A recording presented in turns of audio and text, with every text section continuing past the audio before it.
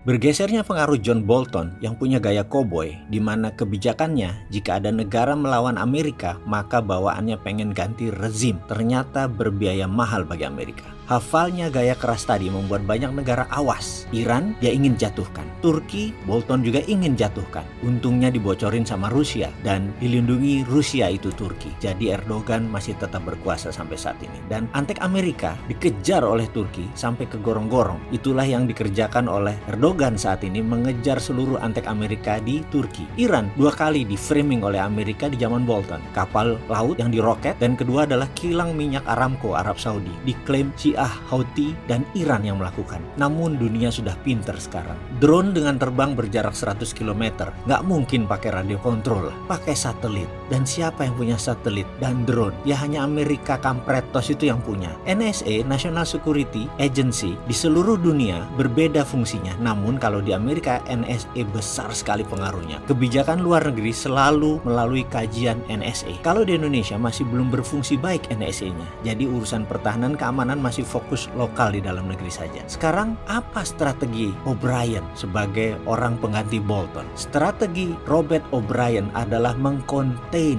atau mengkompartemenisasi Cina. Karena khusus perang Amerika pada saat ini, O'Brien tugasnya adalah mengantisipasi Cina. Kalau Bolton sifatnya konfrontatif, maka O'Brien adalah kompartemenisasi atau containment. O'Brien meniru penulis kebijakan luar negeri Amerika, George of Kennan, dari tulisannya yang bernama Long Telegram di tahun 1949. Soviet dikala itu di-contain saja, akan mati sendiri. Itu adalah kata-kata yang terkenal dari George F. Kennan. Containment itu kalau disederhanakan, taruh saja musuh Anda ke dalam kontainer, dikotakkan. Gak usah diserang, gak usah diutak-atik. Karena faktanya Uni Soviet itu, waktu itu adalah musuhnya Amerika adalah Uni Soviet. Karena Uni Soviet itu terdiri dari berbagai bangsa, berbagai negara, berbagai etnik, berbagai sistem pemerintahan yang semua akan diubah secara komunis. Maka konflik di dalam sangat besar. Intrik politik di berbagai negara Soviet tersebut besar. Intrik di dalam partai komunis sendiri besar. Dan dalam pemerintahan besar Soviet banyak sekali perebutan kekuasaan. Jadi menurut Kennan, di containment saja pasti mati sendiri. Dan benar, Uni Soviet bubar di tahun 1991. Jadi dengan strategi containment oleh O'Brien, Cina dikotakkan. Namun beda dengan Soviet dulu. Karena Cina itu 95% satu suku, yaitu bangsa Han. Tidak beragam, partainya satu, kepercayaannya satu, Konfusius. Jadi sulit dipecah dari dalam dengan strategi containment. Jadi containmentnya yang bagaimana? Ada 4 sisi timur yang akan mengkonten Cina. Sisi utara, Jepang dipakai untuk mengkonten Cina. Lalu Korea Selatan dipakai untuk menjaga peninsula. Lalu Taiwan. Dan terakhir, menjaga Cina adalah di Asia Tenggara dan Selat Malaka. Diharapkan Indonesia.